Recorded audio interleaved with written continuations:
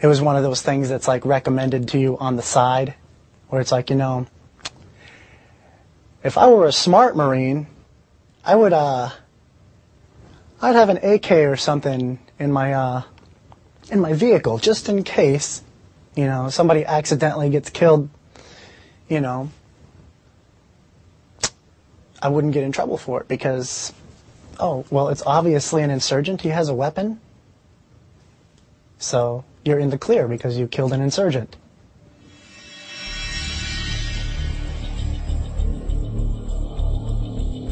When we arrived there, they gave us quite a few AKs, and they said, keep them in case something happens. And that was about it. It just went from chain of command down to us, and actually it was pretty much everybody on the base.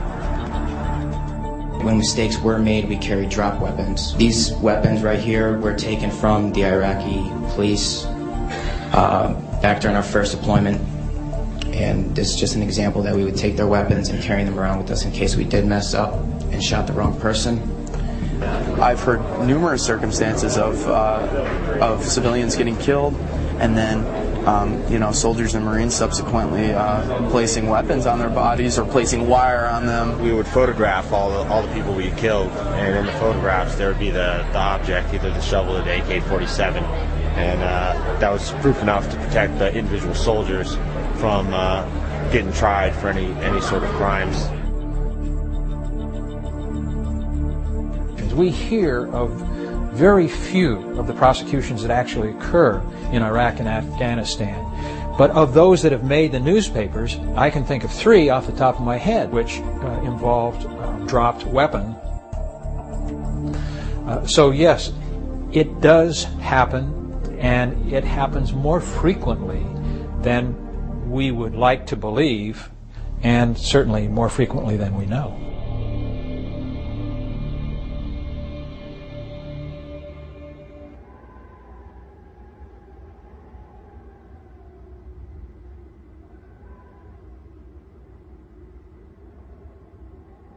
You got a crew of 3 guys that use the same truck every single day. You know, you throw an AK-47 that you confiscate at a house in your truck, and you don't turn it in, you just keep it on that truck. That the AK-47 is always there. It's not something that you have to be reminded of. It's just always in the truck. So if it happens, it's like, more like, oh yeah, we got that AK-47. It goes down through the ranks. That stuff spreads real quick. And there was definitely no discouragement from doing it. So, you know, it got done. I carried drop weapons. I'm sorry? I carried drop weapons myself, so. Where would you carry them? In our truck. I was actually in a 7-ton truck, so there was plenty of space there. And we had so much gear and stuff crammed in there already. You know, it's not hard to stick it in there. How serious of an offense is it? I assume that it's essentially a criminal cover-up. Premeditated murder is a possible charge. Obstruction of justice is another. Conspiracy, if there's more than one individual. Conspiracy to murder, conspiracy to obstruct justice. If you lie to the NCIS or whoever the investigator is, Army CID, then you have a false official statement as well. So there's a cascade effect from the single act of dropping that weapon. It almost made sense, like it was common sense, like you have to carry a drop weapon unless you want to go to prison for killing an Iraqi. You know, it's not that we wanted to go out there and kill a bunch of innocent Iraqis, but because of the nature of what was going on, it was almost guaranteed that it was going to happen, you know. So,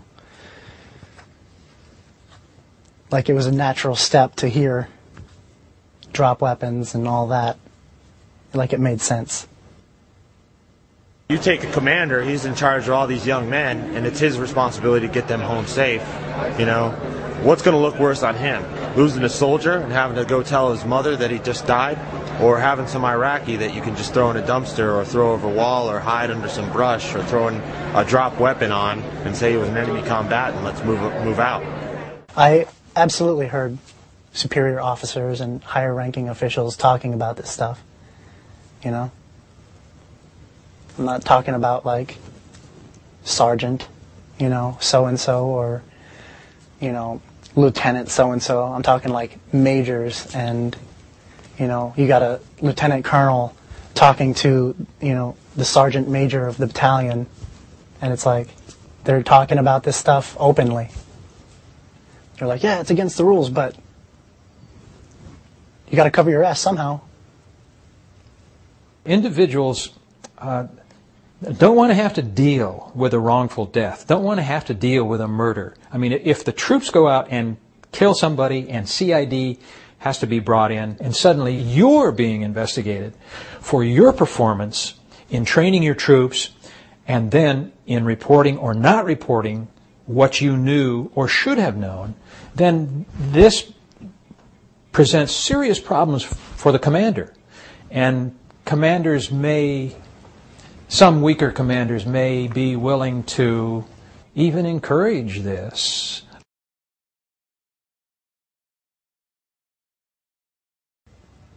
The whole point of the drop weapons is you don't tell anyone.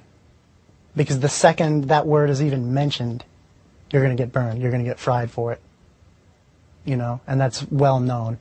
But it's also encouraged that you do carry them just in case. It's just one of those ugly little things that they like to keep on the down low. You know? Isn't it something that they should be speaking out actively against? I think there's no question that seniors in the chain of command, they know about dropped weapons. They know that it goes on. When you're talking about platoon commanders and company commanders who are closest to the actual troops, of course they know about it in detail. As you go up the chain of command all the way to a four-star general, I have no doubt that the most senior officers in Iraq and Afghanistan, all the way up to General Petraeus, are aware of it. But what are they to do? As long as you put high-powered weapons in the hands of 18 and 19-year-olds, bad stuff's going to happen once in a while. And the best we can do is aggressively prosecute those cases that we become aware of.